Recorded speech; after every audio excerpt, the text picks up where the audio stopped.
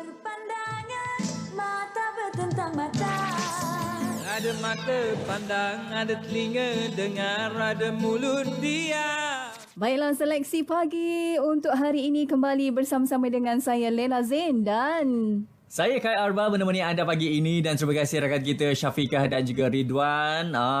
Sigap bergaya sedondon juga Ya. warna coklat ke tu? warna coklat garang kita di sikit. sini warna merah. Gitu.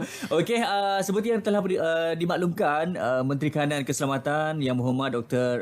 Razi Jidin setelah mengambillah kira pandangan dan juga nasihat KKM, MKN dan juga pastinya KPM telah pun menetapkan bahawa tarikh pembukaan semula sekolah untuk murid kelas peperiksaan awam iaitu SPM, SVM, STPM dan STAM serta peperiksaan antarabangsa yang setara bagi seluruh negara pada 24 Jun ini.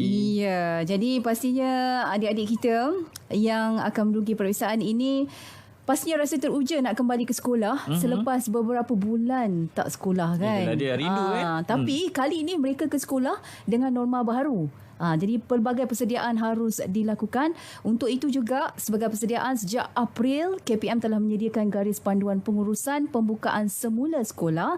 KPM sentiasa bekerja rapat dengan KKM dan Majlis Keselamatan Negara untuk memastikan mereka ini, para pelajar di sekolah dan guru-guru menepati peraturan dan keperluan yang ditetapkan oleh KKM dan MKN kerana kita masih lagi dalam proses membendung penularan wabak COVID-19.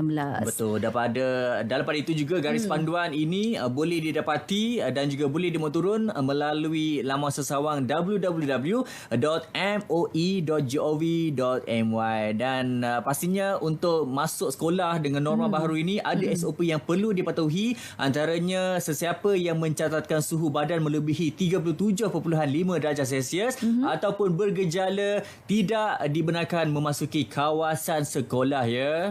Selepas dah periksa suhu badan tu pula, mereka perlu mengikut laluan pergerakan terarah yang telah ditetapkan untuk menuju ke kelas masing-masing. Jadi mereka ni tak bolehlah macam dulu. Betul. Berlega-lega kejap ke sana, kejap ke kantin, kejap ke sini kan, jumpa kawan-kawan, tak boleh kerana telah ada laluan yang telah pun ditetapkan. Sewaktu di sekolah pula, murid akan diingatkan untuk sentiasa menjaga kebersihan diri, terutamanya amalan mencuci tangan dengan kerap. Contohnya apabila murid tiba di sekolah pada waktu rehat dan sebelum meninggalkan sekolah, basuh tangan. Betul. Okey, ibu bapa pun sentiasa beri peringatan kepada anak-anak sebelum je keluar rumah, dah pesan dah siap-siap jaga jarak sosial dan cikgu-cikgu pun sekarang ini dah bersiap sedia dan menyusun meja-meja dengan jarak sosial dalam kelas pun. Itu antara SOP yang perlu dipatuhi.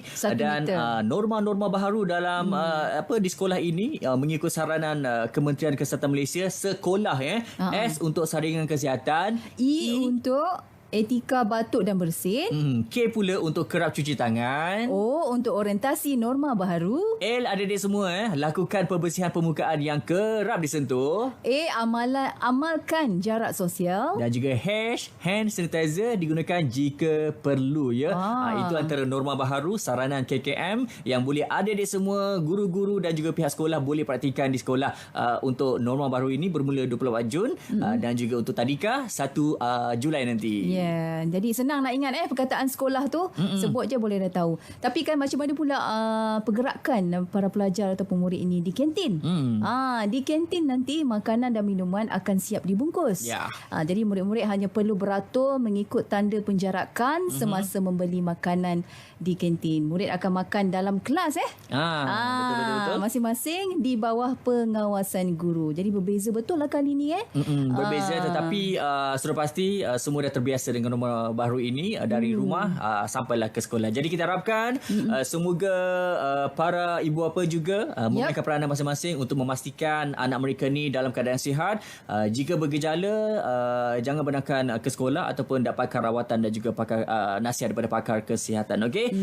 Dan apa pun selamat bersekolah kepada adik semua. Ya, nanti kembali ke sekolah, terutamanya mereka yang akan menduduki peperiksaan awam, juga adik-adik tadika kita 1 Julai Betul. nanti Jaga kebersihan kebersihan, jaga jarak sosial, kita pasti boleh lakukannya, okey? Ya. Jangan lupa ikuti garis panduan yang telah pun ditetapkan. Muat turun di www.moi.my. Okey, moi.gov.my. Okey, baik, kita kembali bersama rakan-rakan di Selamat Pagi Malaysia. Terus bersama kami, Nasrul FM.